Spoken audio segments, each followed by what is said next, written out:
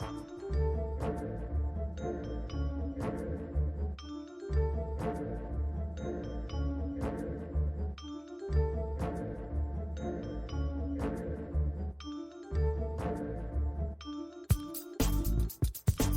everyone, I'm Wendy Means, creator of the Left Pocket Project, which brings you the history of leftists of color, one swipe at a time. And this is the Left Pocket Project podcast. On today's episode, I speak with Malaika Jabali, but before I get to that, I just wanted to remind everyone to please subscribe to the podcast by going to wherever you listen to podcasts, iTunes, Spotify, Spreaker, SoundCloud, etc., to give us a nice little subscribe so you can find out more about the podcast and listen to more of our episodes. You can also find out more about the Left Pocket Project by going to Twitter and finding us at LeftPOC, and that's LEFTPOC. Again, that's LeftPOC, LEFTPOC. And of course, don't forget to visit our Patreon, where all of our information and resources are free, 100% free. No paywalls or hidden episodes or things you have to pay for. But we'd, of course, welcome any and all donations that you can spare. $1 or more a month goes a long way, and I'll get into a little bit of information as to why that is. But you can go to patreon.com, and that's patreon.com/leftpoc. And there you can find all of our podcast episodes, additional resources, readings for when we do Reading Revolution episodes, and much, much more. But I wanted to just remind you of where your money goes. So when you donate $1 or more per month to the Left Pocket Project podcast and the project itself, first of all, it goes into web storage. So for all of our audio recordings and things like that, I can store them, but that costs money. So in order to do that, of course, your support goes a long way. I also pay my assistant. I pay Richard, my co-host, basic things that are necessary for running this operation out of my house. So again, much appreciated for any of your assistance, and it goes a long way. Anyway, now on with the show. So, hi everyone. Welcome back to the Left Pocket Project podcast. This is Wendy Muse, your host. Unfortunately, Richard, again, consecutively this week wasn't able to join us. He wishes he could be here as per usual, but he'll be back very soon for the next few episodes. On today's show, we actually have a special guest whom I actually had thought had been on the show before. I think just because in my mind, I was like, of course she's been on the show, and I'd wanted her to be on the show for some time, but actually she's a first-time guest. So welcome, Malaika Jabali. Hi, Wendy. Thanks for having me. And thank you for coming on. So many of you may be familiar with her work because she's been on a lot of shows. She's talked about her research and writing. But one of the things that really, I think, in my mind at least, sticks out is that you had done a lot of research and writing about the 2016 election, and in particular, the groups of people in Milwaukee, if I'm correct, who had stayed home from the vote and decided not to vote Republican or Democrat and just sort of sat on the sidelines, but who were particularly of Black communities who decided to abstain from voting. And you in particular talked about the sort of, if I'm not mistaken, the name of the article was the economic anxiety and Blackness or something of that sort. Correct me if I'm wrong. The color of economic anxiety. Thank you. That's much better. It's about what I mentioned, though. Yes, it is. And I'll have that in the show notes for anyone who has not been able to read it. It's an amazing article. You should definitely check it out. But I think it's one of the things that many people have sort of regurgitated the arguments from without citing you. So we're going to cite you today and make sure you get credit for this amazing piece of work. And I think something that is sort of emblematic of a lot of your analysis, which is making sure that you highlight the intersections and interweaving aspects of class and race in America, and particularly around electoral politics. So again, thank you for that amazing piece. Thank you for the lovely intro. Sure.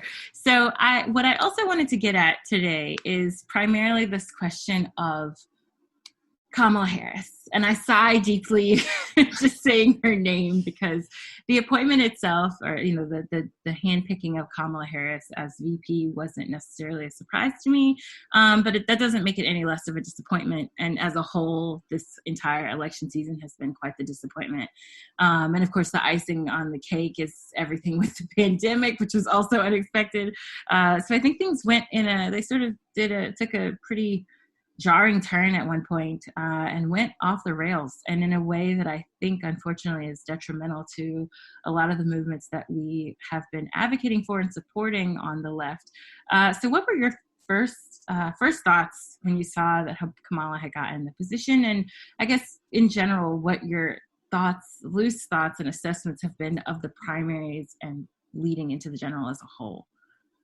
I think it was very much like your reaction, where I was disappointed but not surprised. I think it was expected that, well, we already knew that she was in the top running and was likely going to be the VP, was going to be joining the ticket with Joe Biden. So I think that was pretty much expected.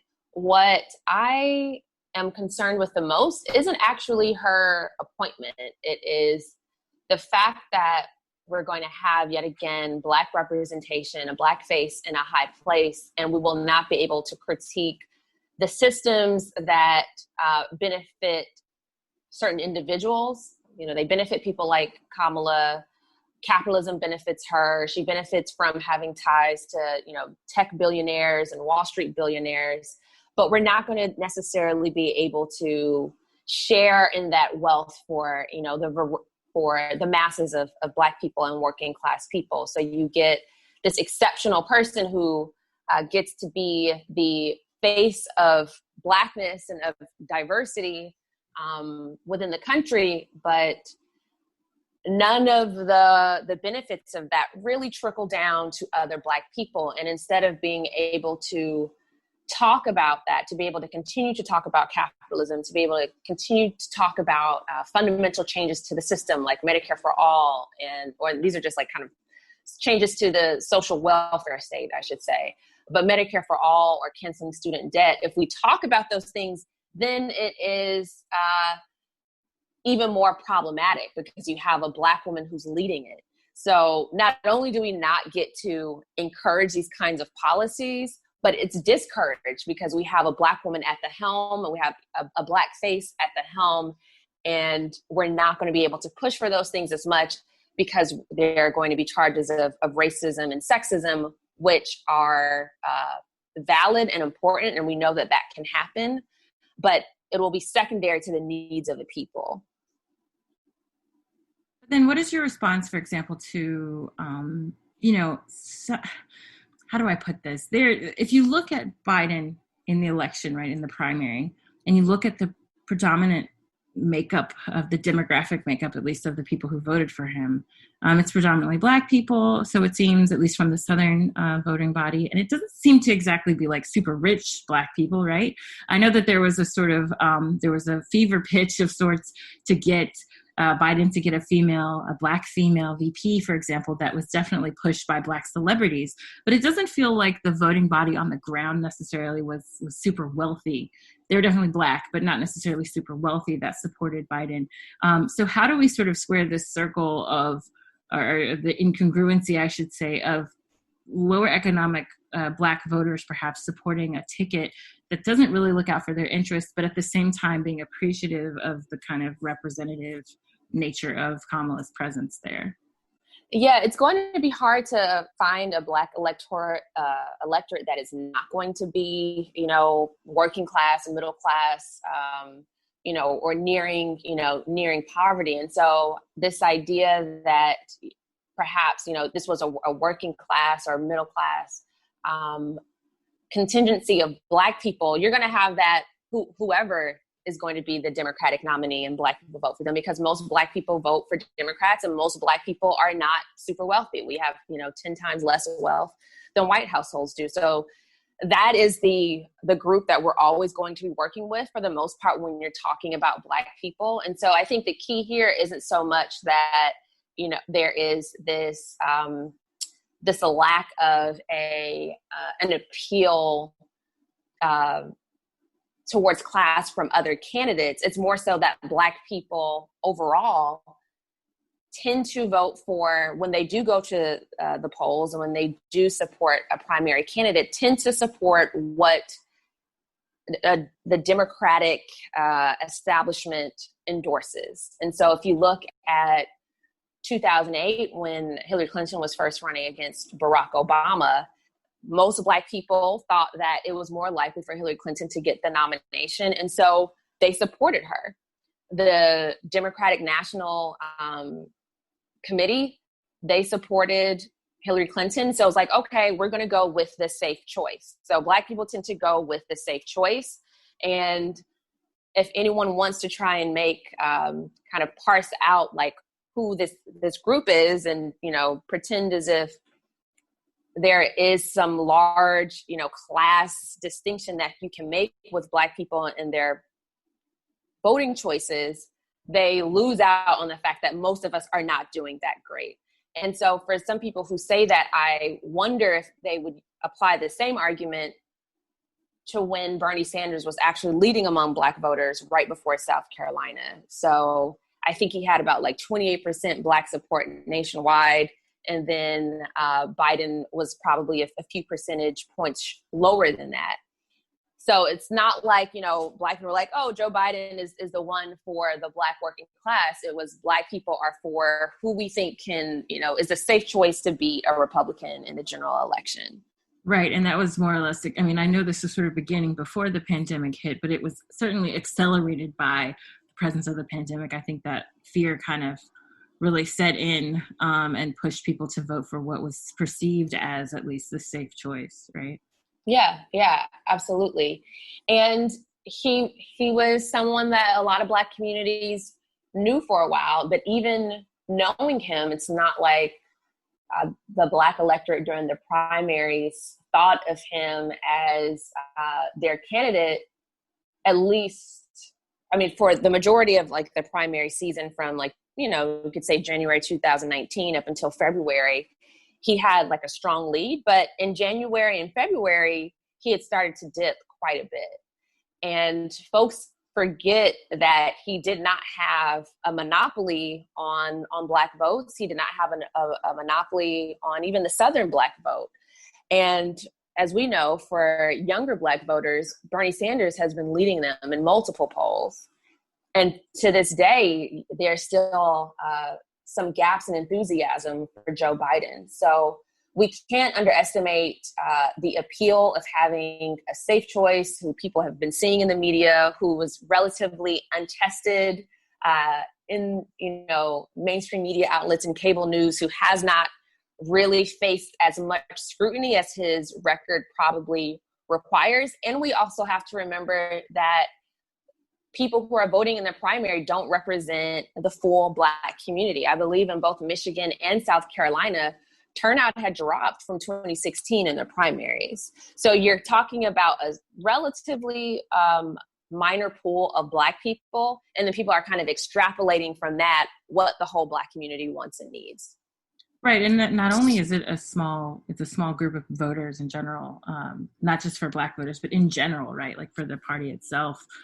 It's a very small fraction of the larger voting body that would be voting in the general, or that would arguably be eligible to vote in the general, because there's also the issue of mass incarceration and how that disenfranchises people, especially people of color, who would be voting, Black and Latino in particular.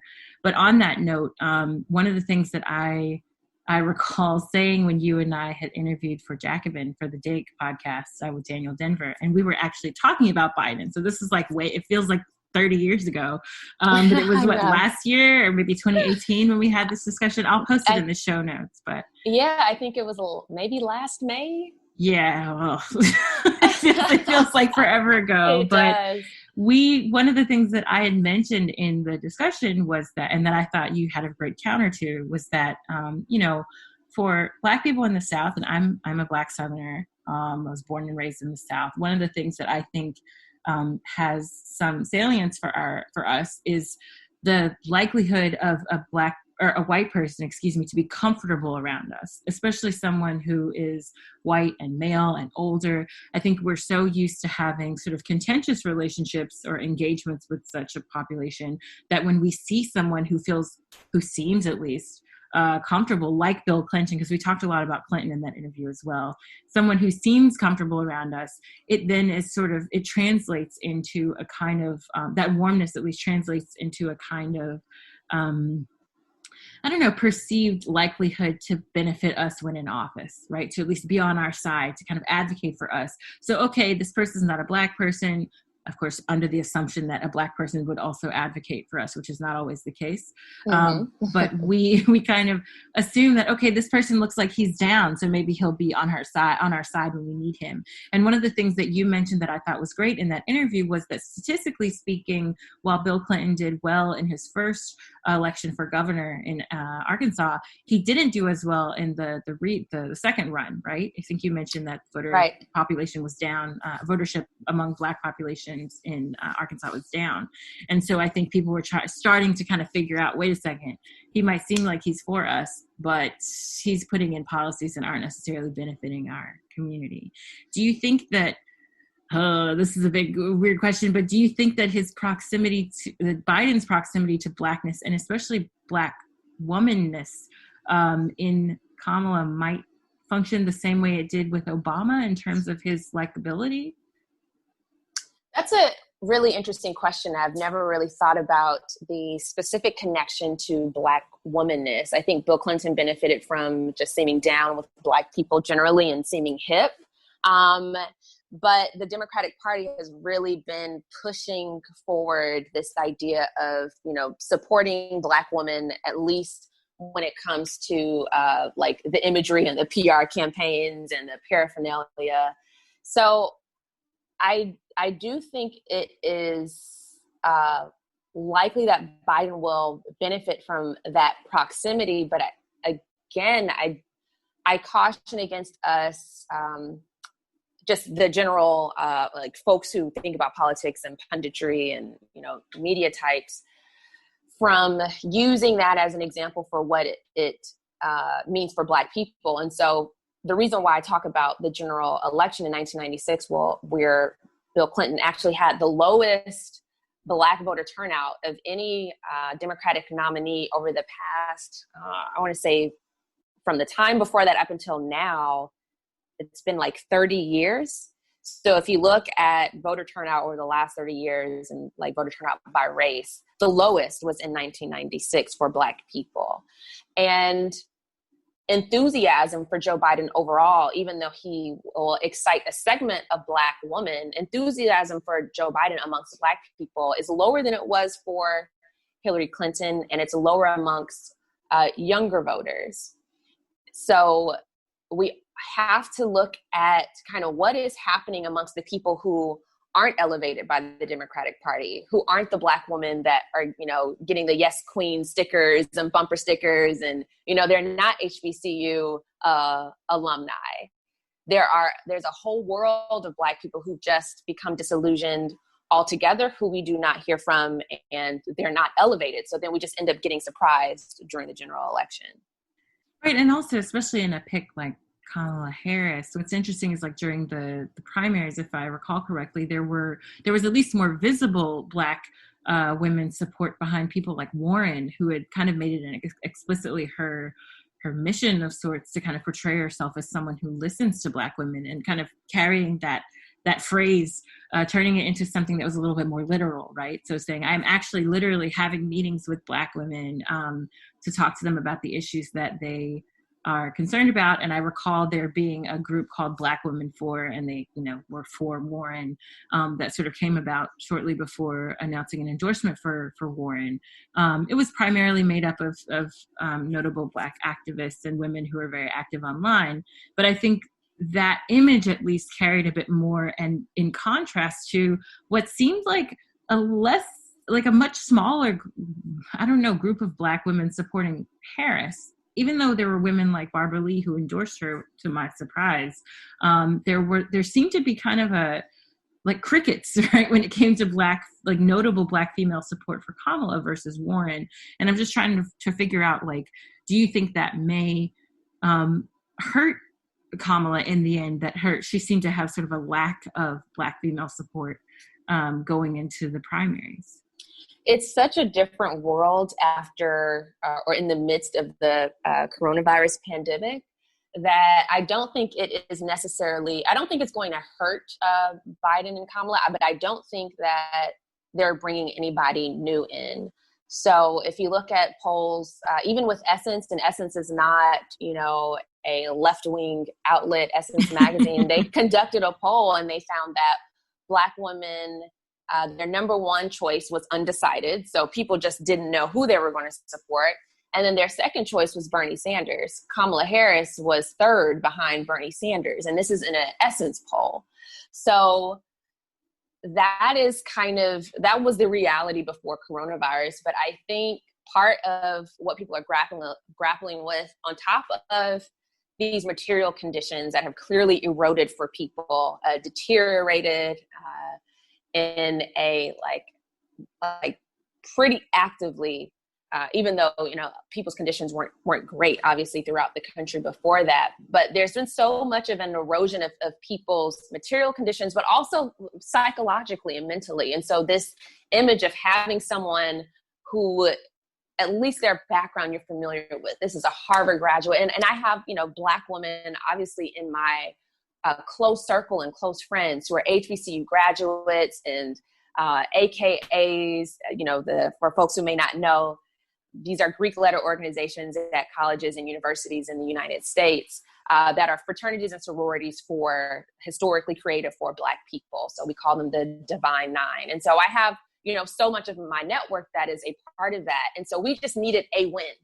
And so even though she did not get that kind of support before she suspended her campaign, it's likely that folks who were already planning to vote for Joe Biden now can do so a little bit less begrudgingly. But I do not think, just given the fact that she's not really targeting a new base, that is going to expand Joe Biden's support and that it's going to particularly help him. Right. I mean, I agree with you. And I was actually surprised in some ways. I mean, there's a mix, because on the one hand, I'm surprised. I'm not surprised, I should say. I'm not surprised at all by the pick, because it seemed like it was going in that direction.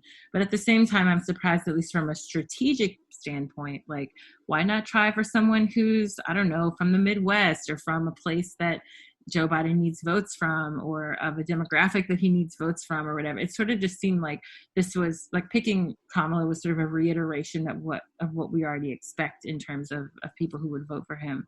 But what I was, one of the things that did surprise me, and that was disappointing, I should say, was the sort of outpouring of support for Kamala being picked by people who are self-proclaimed progressive Black women.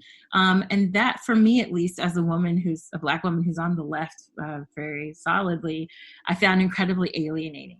And you and I have talked about this before, but I was wondering if you could kind of expound upon this issue, right? Like, what is it like for you as a Black woman who's on the left politically, and who's written about, so many socioeconomic issues affecting Black people, even incarceration and things of that sort? What is it like to then kind of see people within your social circles, or within, your friend group, or elsewhere, your colleagues, et cetera, supporting someone, and not begrudgingly, but like with enthusiasm, despite their otherwise left-leaning principles? How do you kind of deal with that? It's actually something that I'm still trying to grapple with and understand. So it's curious more.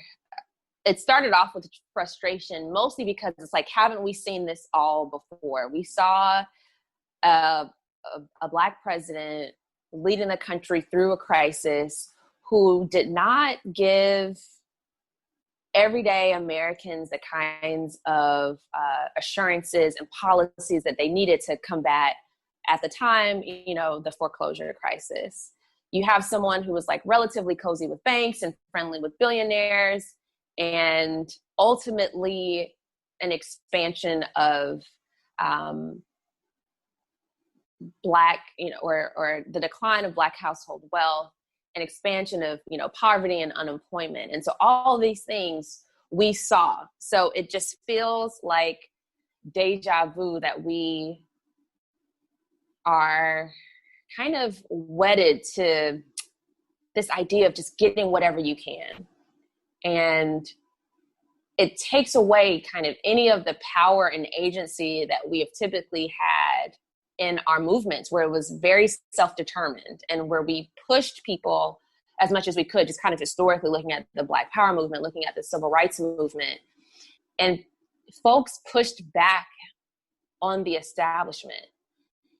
Even with, you know, as much as the civil rights movement kind of negotiated with Lyndon Johnson, there was a very clear like tension there. And so in a way, it's like we just have lost the fight. Like we've lost any ability to fight back. And you have two individuals who have benefited from their tough on crime stance as a part of this, you know, neoliberal third way strategy to appeal, and, you know, where you're appealing to conservatives and appealing to Black people symbolically. But your economic programs do not actually benefit those Black and Latino communities. And you have two people at the height of, you know, that kind of Democratic ticket in the most extreme pandemic who are only going to be appealing to the symbolism of having a Black woman in office. And so that's where the frustration comes from. It's not, you know, it's not her. It's not like a personal thing. And, you know, I write about politics, so this is not personal. It's just looking at people's policy and reporting on their policy. And she denigrated those same movements that she's benefiting from. And so the fact that folks can like divorce that reality from, you know, just this purely emotional kind of fleeting moment is quite frustrating, because what matters to me is what happens to Black people on the ground, not just who we have in an ivory tower on the Hill. And I think too, there's the element of like, I don't know how to put this myself, but I know that I feel it. There's that sense of alienation where no matter what space you're in, there's always this moment that kind of makes you feel alone about it, right? And this includes other activist circles. So on the one hand, you have a left that's burgeoning and that's growing, and you feel some encouragement by it in the US, but at the same time, there are all these sort of stumbling blocks over the question of race and sometimes gender as well. And then at the same time, when you're within your own community, even perhaps very specifically speaking, so like within a circle of other Black women, there may be certain elements regarding class or sexuality or just like general politics that kind of can, I don't know, create rifts that make you feel like, at least speaking for myself, I should say, that definitely make me feel like I'm alone. And I'm wondering, how do we connect the dots for people that are right, that they're so close, right? Like I think people like Ava DuVernay is a good example. So she recently put out sort of a screed on Instagram, basically saying like, screw all the people who are not going to vote and who are being critical of this ticket. But it's ironic because she's put out, you know, very seminal documentaries that people often cite. I mean, especially right now with this groundswell of Black Lives Matter and pro-Black and anti-police brutality movements in the streets, everyone's saying like, oh, people should watch 13th and people should watch When They See Us and whatever. And I'm like, wait a second, like her politics though seem to be incongruent with some of the stuff she's put out. I mean, I know there's some criticism of her, the sort of limitations of her work as well, but it just seems like, how can you try to like silence critique that's really necessary, that's very much in line with your films, and you know, it doesn't make any sense to my brain, and I'm trying to figure out how do we kind of bridge that gap for people who are so close to connecting and getting it and like wanting more from their elected officials, and yet are settling and if not disparaging people who are pushing for what's right. Right. That is, I think that is the challenge of Black left politics generally. I think we historically have been alienated, and that didn't start with our generation. I think it's a human reaction to want to kind of congeal towards something that feels safe and secure. And right now, you have a lot of insecurity. You have a fascist or someone at least getting towards fascism in the White House. There's a lot of upheaval. And so there's a sense of comfort with seeing someone who looks like you, who, you know, is familiar with your culture, who they're probably going to walk out. I haven't seen any of the Democratic convention. They're probably going to walk out to some Stevie songs. There's going to be electric slide in there. It's like, this is more comfortable.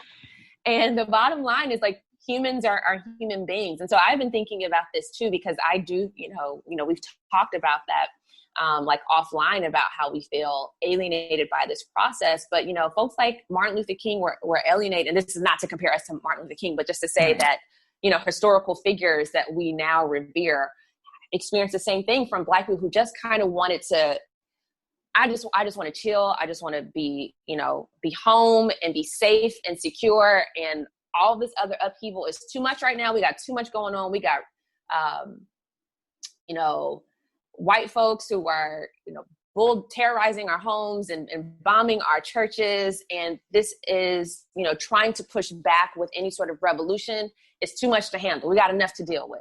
This is me speculating. But just from being a Black person in this space and talking to friends and family, that is the sense that I get. We just need something normal. So as humans, we are rational and we're also emotional. And so I think if you think of us no differently from white conservatives, if you have, a president who says, I'm for you, there's too much upheaval, I'm going to return America to greatness, to something that you're comfortable with, there is like the converse that happens for, kind of the flip side of that happens for Black people. I need something comfortable and I need something safe. And people are going to be emotional, even if you tell them all the policy. I know all that. I heard you. I know that Biden did this. I know, and people know the record, but I need something safer than what I have right now. And so that's what folks are kind of congealing around. Right. It seems like people are kind of like sticking their fingers in their ears when you start to criticize them at all, right? Yeah. Like there's a reluctance to even hear it, which is always strange to me. Like I'm trying to figure out, like, because I hear this word thrown around a lot to the point that I'm just like tired of hearing it, but accountability, right? This is something that this is also something, again, that came up a lot during the primary. And then I even asked some people, like, what do you mean by accountability, right? How do we, quote unquote, hold a candidate's feet to the fire if we're not allowed to complain about them in the process of their candidacy, or at least not necessarily just complain, but like discuss our grievances and mobilize around that, even if they're not specific to that candidate. If we're saying we want Medicare for all, or we want a living wage, or we want you to stop bombing countries in the Middle East, it's not just a random throwaway complaint. It's a grievance that's being launched towards a group of people with the power to actually change it and do something different. And they're choosing not to. But also the communities that would benefit from such changes are shutting their ears. I don't know what to make of that, Right. And I guess to actually answer your question about how you bridge those gaps, I think when it comes to at least national politics, it is it's going to be an uphill battle. So I think because presidential politics is very sexy. We talk about it all the time. Like that's what it predominates the conversation in the media narratives. But if you allow people to see sort of this same dynamic, but on a local level where they can actually change things and shape politics, or at least have more influence over it, then you can get folks to raise their consciousness, to think more critically about the system, to think more critically about, the money in politics that is benefiting, a Kamala or a Biden. And just as an aside, Kamala got more billionaire money than any other Democratic nominee when she was still in the race. And Joe Biden right now is outpacing Donald Trump in terms of his billionaire donors. And so folks need to be able to gain a class analysis. I just can't see it happening in a presidential election with so much, there is a lot at stake, and a lot of people do feel this very viscerally and closely. And you see, hundreds of thousands of people, or over 100,000 people have died from the pandemic. So no one wants to hear about fancy schmancy class. I hate to kind of reduce it to that, but folks don't really want to hear about a class analysis. I just want to be alive. So if we can hone in on politics where maybe not as much is at stake, we can start introducing these ideas. We need campaign finance reform. if you have, billionaires and millionaires donating to candidates, then that's who they're going to be accountable to. They're not going to be accountable to you. And it's hard to hear those arguments when there is so much noise around how high the stakes are right now, where it's like do or die, democracy is going to go to hell if we do not do something about this. And that's going to be hard to shift if we're only looking at kind of presidential politics.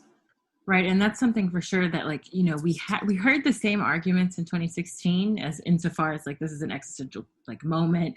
We have to vote, keep this person out, make sure that Trump doesn't become president. Look at who he is. He's a fascist and a Nazi and all these things, which are all true. But what's interesting is now we have proof, right? Because I think there was still some doubt. Some people are like, well, I don't know. I mean, I'm whatever for those people, but most of us could see who he was from the beginning. If you start your campaign by calling Mexicans rapists and saying you want to bomb the shit out of Arab countries and things like that, we kind of know where you sit on the spectrum of politics. But I think some people were still assuming that Donald Trump would just be this sort of like entertaining figure and like the WWE person or the lifestyles of the rich and famous 1980s guy, instead of someone who was going to be enacting policies that had hard politics behind them and that were far right.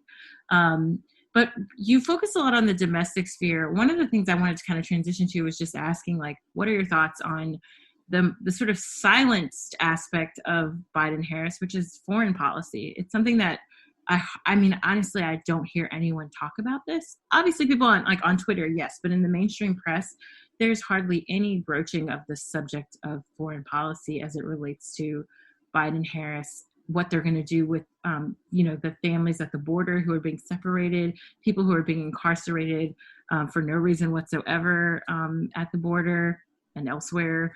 The bombing campaigns that continue despite the pandemic. So what are your thoughts about the direction perhaps that they might try to strike on the foreign policy side? And do you think that there's going to be a parallel? Because I keep talking about Kamala like she's going to be the president, because I really do think she is. Like, Biden's not altogether there. So I just call her like she's going to be the president. So I'm wondering what kind of approach do you think will be taken by a Biden-Harris, predominantly Harris ticket? Because I think of people like Obama, who sort of used his, like, symbolically speaking, at least, he used his racial background as a man who had grown up in other parts of the world, who had lived in Hawaii, whose mother was white, whose father was Kenyan, like African. There's all this sort of international aspects to his life that he sort of used to then bolster an image of being the peace candidate, right? Now, obviously, he violated that pretty much the second he entered office, but he still got the Nobel Peace Prize and all of these things. So I'm wondering, do you think that Kamala is going to strike a similar chord, or what do you think her approach is going to be based on her record, at least?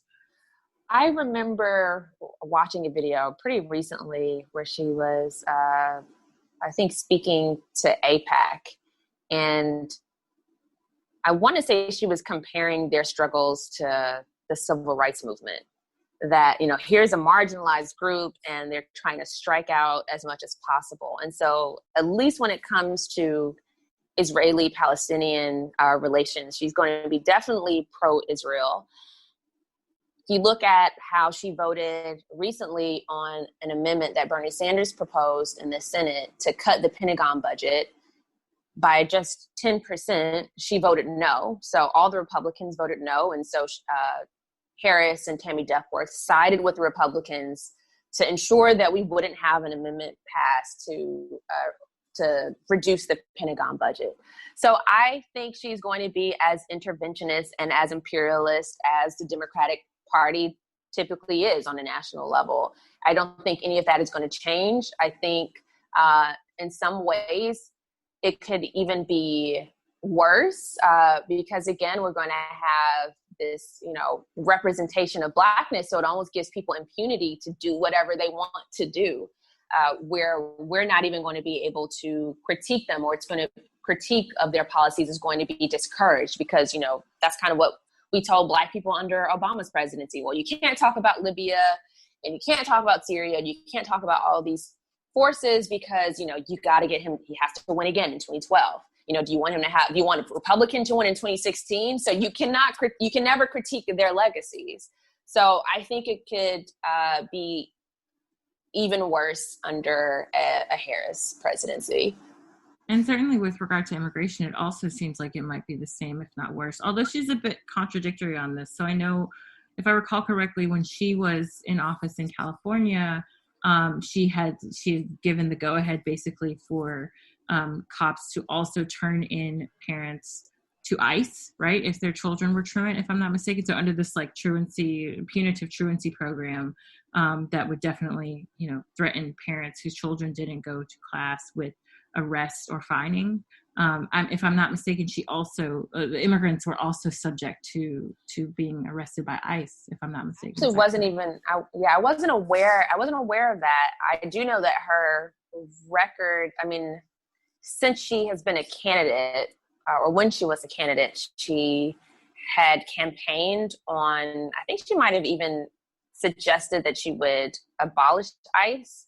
But these are the campaign promises that can kind of go with the wind, as she has with other promises like supporting Medicare for all, or looking at her college student loan debt cancellation plan, where it was like very, very means tested and fine tuned, and was only going to serve a small amount of people.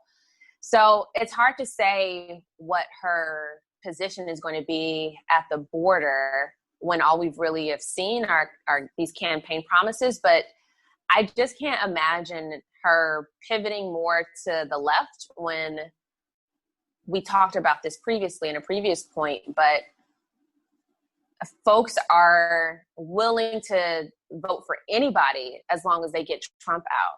And they're already appealing, the Democratic Party is already appealing to conservatives and having Republicans in the Democratic Party convention. The DNC. So I can't imagine her fighting for any of those promises when they have a new set of people to be accountable to. It's going to be the billionaires who are funding them and financing them. It's going to be AIPAC. It's going to be conservatives that they're trying to draw to the Democratic Party in 2020 in November. Right, like it'll be these Lincoln Republicans or whatever they call themselves that are putting millions of dollars into the Biden campaign for advertising, at least. One of the other things that's interesting to me about this ticket is, especially thinking about your previous research, and I think I would argue the article that sort of put you on the map about people who stayed home in 2016. What I'm wondering is, like, despite the pandemic, are you afraid or interested perhaps in the fact that there might still be a contingency or a cohort that stays at home, maybe even in swing states, because they see this as a sort of reminder that we're not listening to you, we're putting in people in office who are going to continue to kind of ignore your economic concerns, and arguably even sort of cultural ones, because Kamala herself although she is Black, she's not necessarily African American in the traditional sense. So I'm wondering, what are your thoughts on that? Do you think that some people might still see this as a reason to stay home? And sorry, one more thing to add. I know there's been some debate over whether or not Black African American men will support Kamala because of her sort of carceral nature. And there's been some ink spilled about Black men supposedly being, misogynistic and not interested in voting for a Black woman. But it seems like it lines up more closely with her policies. So I thought I'd just ask you, like, what do you think is going to happen with the same cohort that you discussed and researched in your work for 2016 this time around? If we look at hints of the primary, where Michigan, and I covered the Midwest in a lot of my reporting because that's where Black people are experiencing the most extreme racial disparities, particularly when it comes to economics. And the Black voter turnout in Michigan had actually gone down. And this is after, people are familiar with Trump, people are familiar with the stakes, they're familiar with, they knew that the pandemic was happening and that there was a failure on Trump's part. And the Black voter turnout was still relatively low. I mean, this is, of course, the pandemic is going to affect everybody's turnout, but Black people's was even lower than kind of relative to the rest of the population who did come out and vote. So I can't say that my reaction is fear. It is empathy. It is understanding. It is knowing that a lot of these communities, if you look at some of the swing states, in particular Michigan and Wisconsin, and the color of economic anxiety was focused on Wisconsin, where its biggest city, Milwaukee, is about 40% Black, 40, which is more than Houston and Brooklyn and a lot of other cities that we think of as Black cities. And they have been in an economic decline for 40 years. So this preceded Trump, it preceded Biden, it preceded even Reagan. There has been an economic decline here that has not been addressed, that is disproportionately affecting Black people. And so I can imagine the same group of people saying, our lives have not substantially changed. In fact, it's gotten worse under these Democratic presidencies, under Democratic governors. So for me, the party system and electoral politics makes no difference whatsoever. And there's a growing number of Black people who are feeling that way. The census for, I think it's Black Census Lab, they did a study on, where are Black people right now politically? And again, this is before the pandemic, so things could change. Where more of them are feeling, or more of them are aligning with independence as opposed to any particular party. And more of them are feeling like politicians are not serving them. So there's like a pretty substantial amount of people who feel like electoral politics does nothing for them. And so I get concerned when you have these, prominent Black people who are just wanting to shame these voters instead of listening to what they've been trying to tell people. They've been trying to tell us through their urban rebellions. They've been trying to tell us this in Ferguson. They're trying to tell us this in Milwaukee with the killing of Sybil Smith, and there was an uprising there just 3 months before the election. There were uprisings.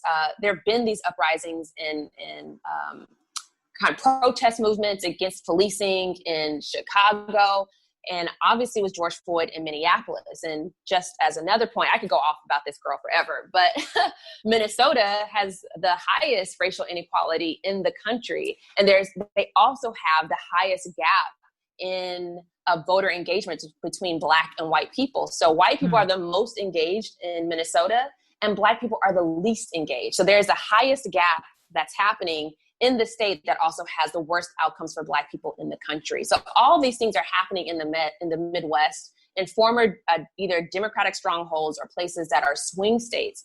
So I can see the same contingency being like, well, this is the same as it's always been. So no, I'm not going to come out and vote. And instead of appealing to them and talking about their needs, people are just shaming, and it is completely ineffectual.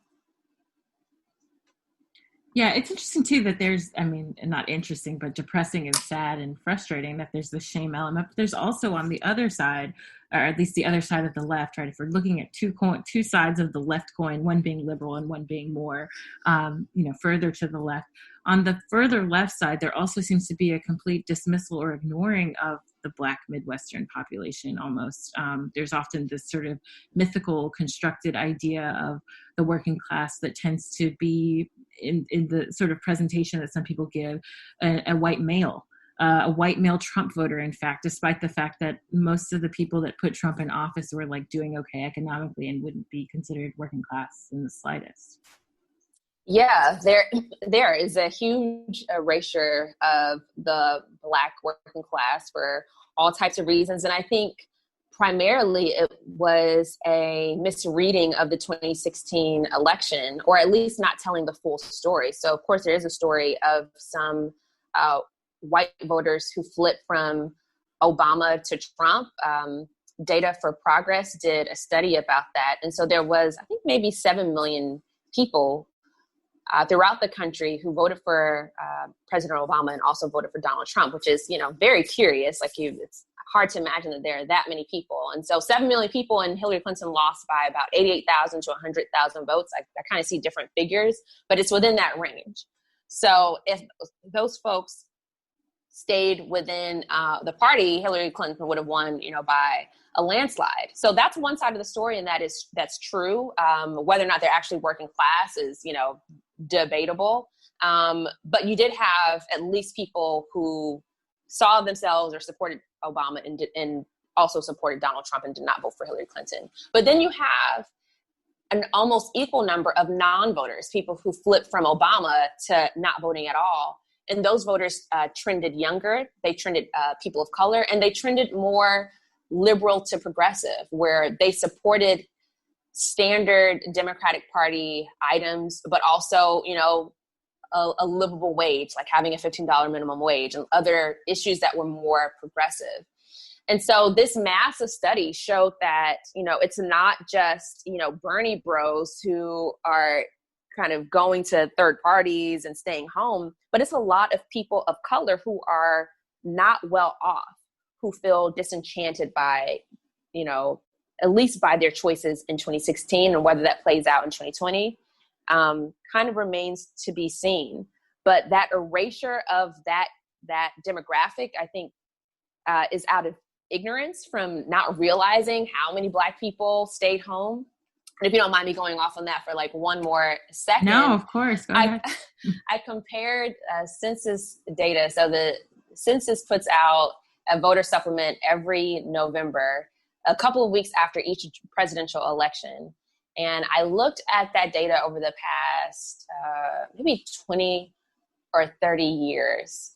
And in 2016, the number of Black voters, not the number, but the percentage of Black voters who did not vote because they didn't like the candidates, or just their answer was just not interested. So they didn't like the candidates or the issues, or they just weren't interested in voting at all, was 40%. So that's 40. I'm using there's a lot of 40% in this in this interview. But so actually, no, it was about 47%. So about 47% of Black people who voted and who stayed home in 2016 declined to vote for those two reasons. And about 7% declined to vote because of things that would suggest voter suppression. So if you have about 47% of Black people who are staying home for like kind of legitimate reasons related to the candidates and, the policy, and you compare that to when George Bush was in office and when he was running in 2000, and then in 2004, that number was like about 7% or 6%. And then in 2004, it was a little bit lower than that. So you had like 4 times or 6 times the amount of Black people who stayed home because they didn't like the candidates as they did in the year 2000. I'm not sure if that's like that stat is clear, but basically in the year 2000, fewer Black people stayed home for policy reasons. There were some other reasons, but in 2016, that number was increased 6-fold. So something serious happened in 2016 that no one is really talking about. And that number also increased for whites and Latino voters, or white and Latino voters. So more people decided that they weren't interested in the candidates by like a factor of like 6 or 5 than they did in 2000 and 2004.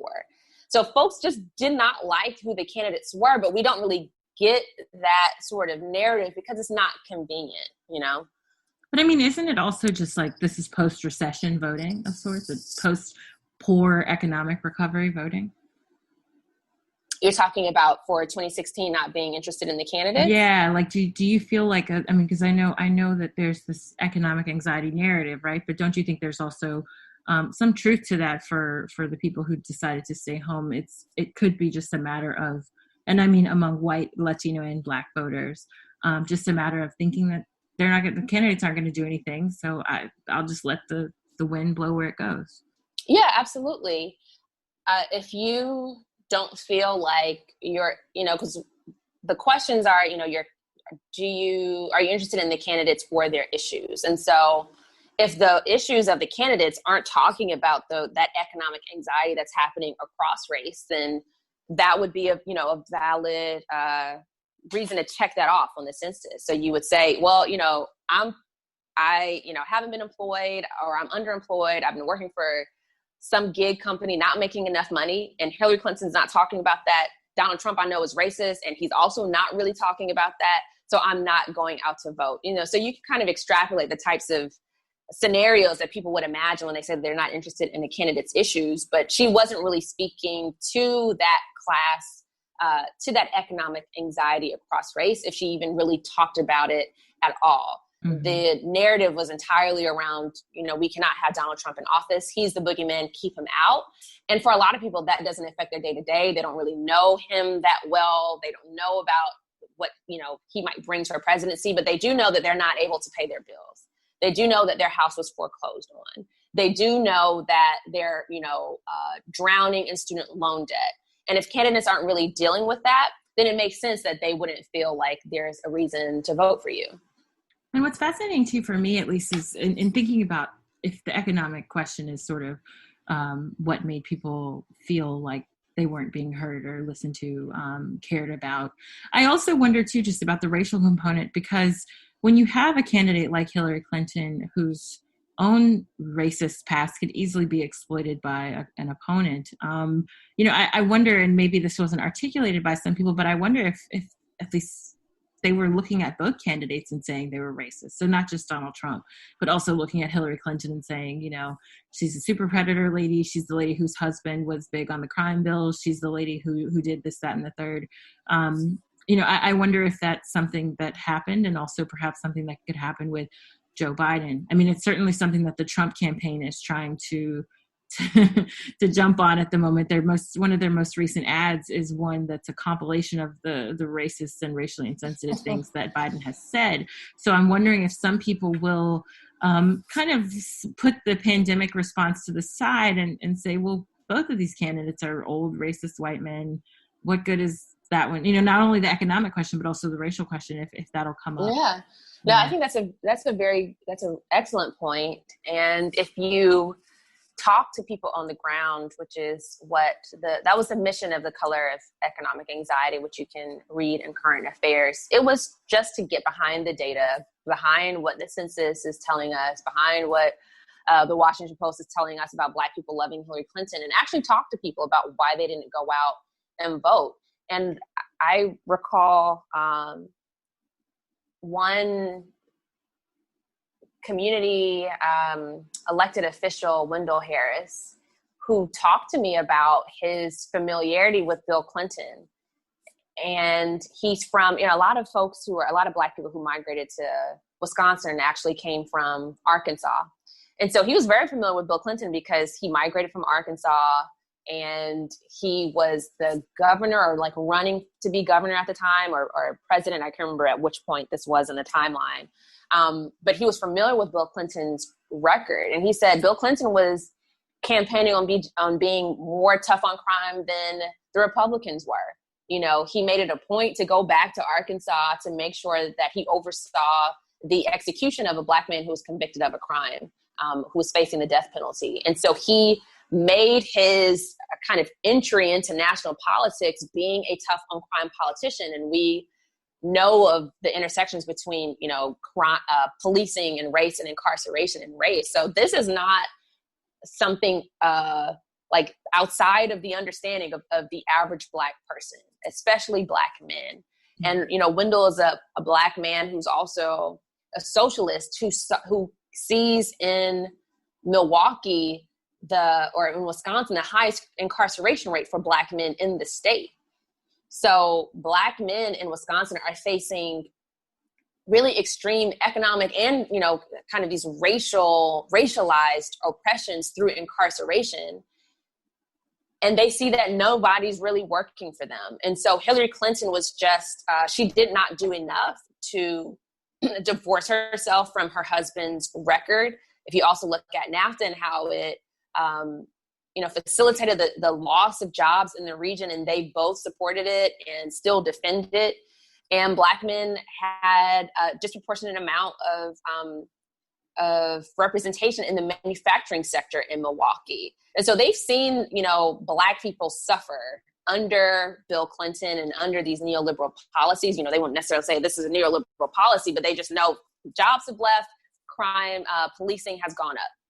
So you have, all these repressive forces honing down on Black men in particular. And so, there's a reason why they wouldn't want to vote for a Biden or a Kamala or a Hillary Clinton. Right. And I feel like, unfortunately, in the case of Kamala, again, I'm just debating or disputing this claim that, the failure of Black male support, or the supposed failure of Black male support of Kamala is based in misogyny. What seems to me to be the case is perhaps there's a projection of Biden's policies onto Kamala, right, and sort of making them into one unit. Because I think that there is an understanding of what Kamala did in California, but also now that she's the VP and that Biden is the presidential candidate, some might sort of ignore what Biden has done and then recognize, or not necessarily ignore it, but sort of see them as a whole, as sort of symbolizing this sort of racist, classist, carceral ticket. And I wonder if there's really going to be some sort of electoral consequence of that choice. Yeah, I wonder that as well. And it's really hard to say how the election will shape up, because Democrats are leaning hard on those Lincoln Republicans and people who are defecting from the Republican Party. So what is even more, I guess, maybe tragic about the circumstances we're in right now is, as certain Black voices are being elevated, I think there are going to be a lot of Black people who will feel disaffected and not vote, but then they're going to be replaced by these Lincoln Republicans. But it's going to seem as if, because, if they win, it's going to be like, well, everybody wanted this. Black people wanted it.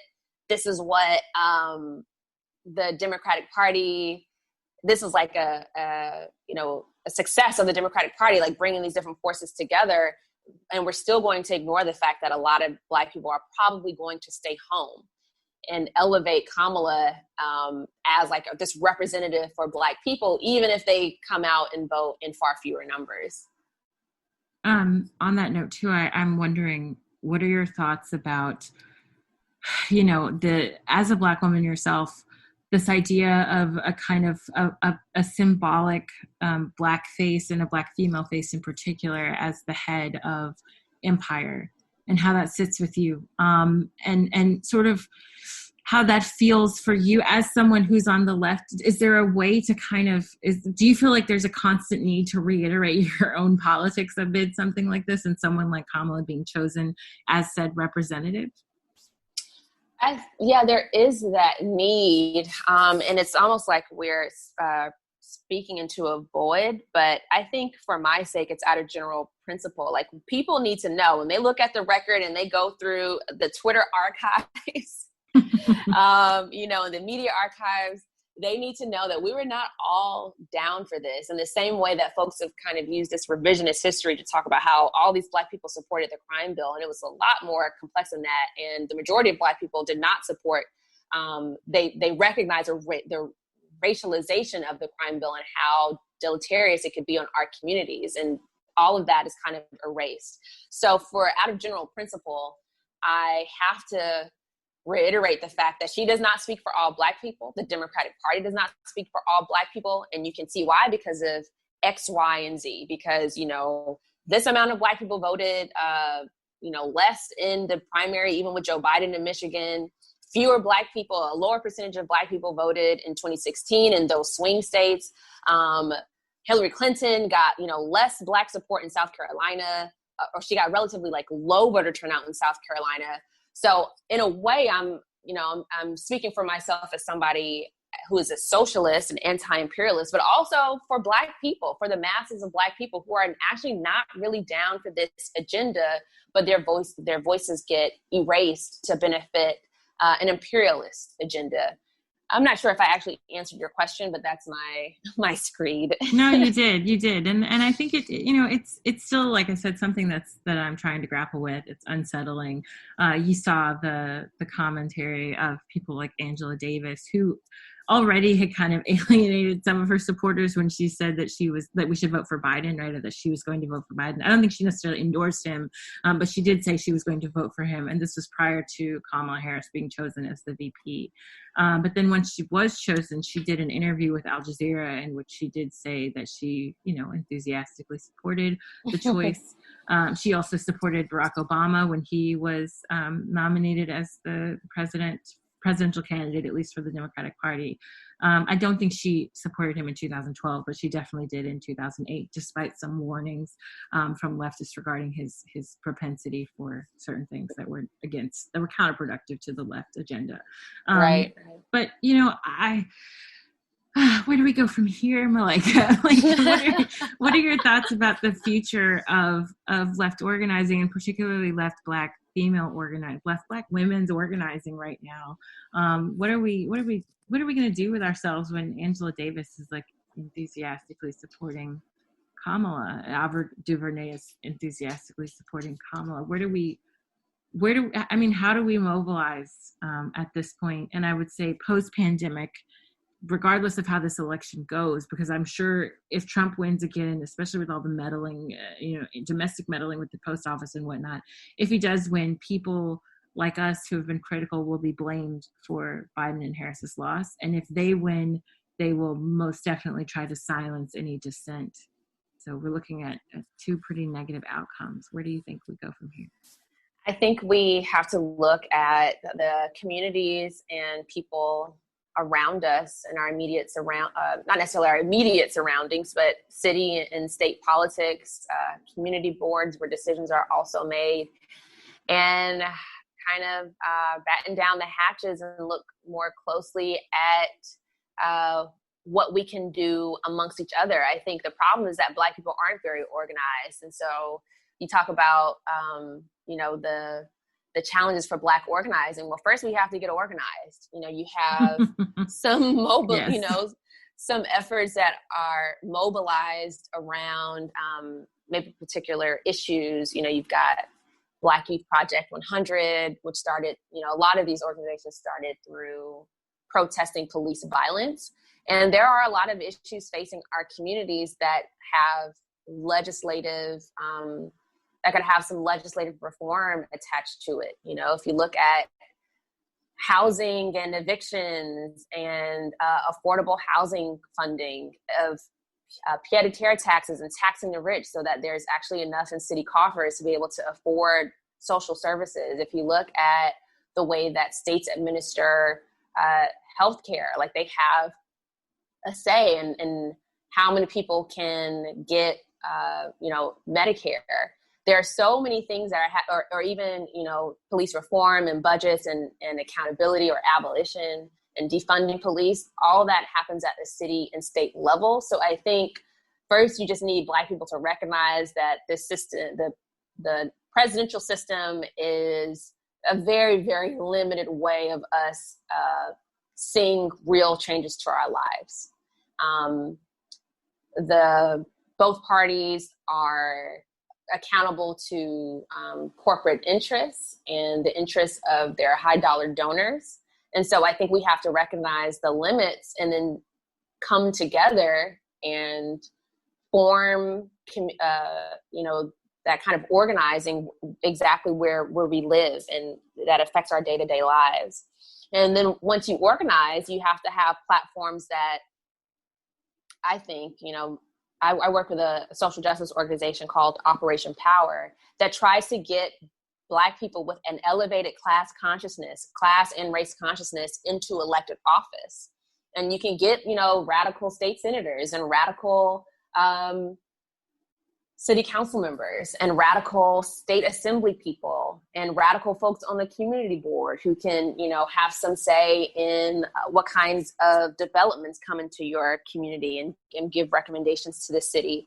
So I think that's going to be very important, is to look at sort of an inside-outside strategy on the ground and locally. And by kind of elevating people's consciousness through that, you can then say, okay, now 4 years down the line, here's our agenda for the presidential candidates, but also still recognize the limits of presidential politics when it's fundamentally capitalist and imperialist. Most definitely. It's funny because I was asked earlier today, what do I think people should do, or what do I think can happen besides just, the federal level voting. And I said the same thing pretty much, like local. We have to think locally. We have to vote locally, make sure people show up at the polls for local decisions and local groups, local organizing. But, obviously it goes even further than that. And as you mentioned, in terms of making sure that people are mobilizing around issues and that they're educated on the issues. I think too, just like connecting the dots between what's happening economically and what's happening to us individually, right? Like there seems to be this disconnect between Wall Street skyrocketing right now and doing really well as like more and more people are dying. I mean, it's not funny. I'm laughing because it's so absurd, Right. we're almost close to 200,000 people, and probably more than that if we really count people who like died when they went home from the hospital and stuff. And we're looking at a Wall Street that's like surging all of a sudden. So it's this contradictory nature or seemingly contradictory nature of success on the economic end, but then suffering on the personal end. And I think sometimes there's an assumption that the financial industry is supporting us or for us, or like their success is our success, and it's not anywhere close to that. So absolutely. Yep. Yeah. Well, thank you, Malaika, so much for joining Left POC, the Left Pocket Project podcast. Of course, people will want to hear more from you. How can they do that? You can find me on Twitter, Malaika Jabali. And I also produced and wrote a short film called Left Out, specifically about kind of left politics in the Midwest and economic anxiety amongst Black people in the Midwest who are being erased by this appeal to white working class and moderate voters. So that is, it's on YouTube called Left Out, and you can find it at bit.ly/leftout2020. And all of that will be in the show notes. So for anyone who's interested, which I'm sure many, many people will be now, make sure you go to the show notes and check out the links. They're all there, including some additional articles that Malaika wrote and others that are related to our discussion. So again, thanks so much. And hopefully we'll have you back on soon, because I'm sure there will be more shenanigans going on that we'll need to hash out. Thanks I can't wait to talk about it. Thank you. And thank you for listening to the Left Pocket Project podcast. As per usual, just a reminder, feel free to check us out on social media, Facebook, Twitter, Reddit, blah, blah, blah. Of course, you can also find the podcast wherever you get your podcasts. So iTunes, Spreaker, SoundCloud, Spotify, you name it, we're there. And of course, don't forget to check out our Patreon page. That's patreon.com/leftpoc, where you can donate $1 or more each month to help this project keep going and to help keep our content free. I just wanted to add a little note on that. I recognize times are really hard right now, and we've gotten some messages from really amazing supporters who unfortunately aren't able to support financially anymore, and they're wondering what they can do. And I'm sure some of you who listen who might want to donate are wondering what you can do as well if you can't support us financially. We just want to say that we welcome any and all promotion of the podcast. If you talk to a friend, a family member, retweet us, send a Facebook message to someone letting us know, or letting them know, I should say, about the podcast or an episode that you loved. So obviously there are many, many ways to support us, and that's one of the ways. The other thing is, regardless of the significance of the financial contributions, which again, as I mentioned earlier on, go a long way for us, we really appreciate most of all the discussions that emerge from the interviews that we do and some of the talks that we have. We value the fact and the idea that, left discourse is changing, evolving very quickly, and being enhanced by these kinds of conversations that we have. So that for us is the most rewarding, just on a completely intangible level, right? Like there are lots of things that people can do. We receive messages here and there that are really sweet and kind and remind us that we're not just screaming into the void, we're actually having an impact. And we're listening to all of you too. We really, really value this exchange, and we want to keep it going by any means necessary. And your retweeting and giving us encouragement, telling a friend, a family member, actually plays a huge role in that. So again, we thank you for it and appreciate it. And that said, thanks again. Please be safe out there. Be careful, stay healthy, support your family, friends, colleagues, comrades, and do whatever you can to stay afloat amid everything that's going on right now. If and when I receive any sorts of links for resources, scholarship opportunities, programs that you can enroll in, anything that's sort of allows for you to continue your studies with support. I will be posting those. Also on my personal Twitter page, I've been reposting a lot of GoFundMes, particularly for healthcare needs and housing needs. So if you have one of those, please send a tweet to @MuseWendy. And it's, if you find, I'll try to promote the link as well. I'll put that in the show notes. But if you have housing or health related needs, please tweet at that. Add to that tweet thread, I should say, and I'll retweet them so that people can see it and donate, because I recognize, again, these are really strange times, trying times, and we want to do whatever we can to support you all as well. So again, thanks so much. Have a good one.